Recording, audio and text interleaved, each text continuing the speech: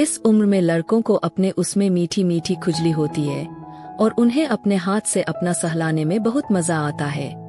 ऐसा ही लड़कियों के साथ भी होता है, उन्हें भी अपनी उसको सहलाने में बहुत मजा आता है। इस उम्र में हर लड़का चाहता है कि उसे कोई भी मिल जाए, चाहे वह किसी की भी हो। ठीक ऐसा ही लड़कियों के साथ भी होता है, वह भी उसके लिए प्यासी होती है। आज की मेरी इस कहानी की नायिका मेरी पायल दीदी है। पायल दीदी मेरी मौसी की बेटी है।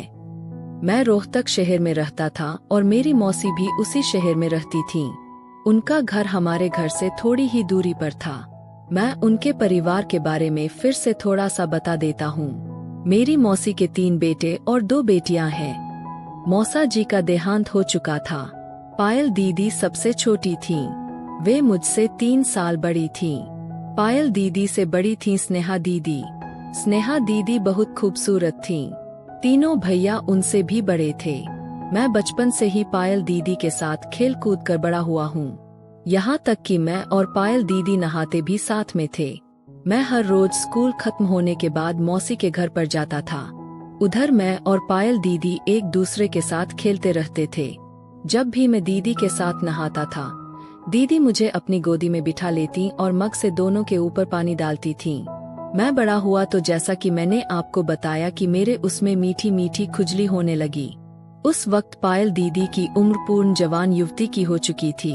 पायल दीदी कद में मुझसे थोड़ी सी लंबी थीं। उनका फिगर बहुत मस्त था।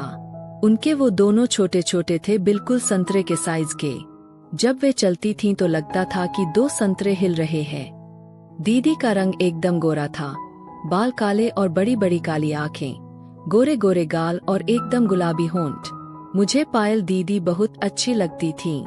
मैं जब भी उनको देखता था तो मेरा मन करता था कि पायल दीदी से लिपट जाऊं और उनके पकड़ लूं। यह सोचते सोचते ही मेरा खड़ा हो जाता था। मैं दिन रात पायल दीदी के बारे में सोचता रहता था। वे जब भी किचन में काम कर रही होती थी तो मैं जानबूझ के पायल दीदी की मदद करने के बहाने किचन में चला जाता था और घर के कामों में उनकी मदद करता था। इसी बहाने मुझे दीदी को छूने का मौका मिल जाता था। दीदी कभी बुरा भी नहीं मानती थीं, क्योंकि हम दोनों तो बचपन से ही साथ में खेले कूदे थे और वे मुझसे बड़ी भी थीं। मैं कभी कभी बात करते करते दीदी के बम को छू लेता था तो कभी कभी दीदी के उन दोनों को दबा देता था। मुझे उनको छूने में बहुत मजा आता था।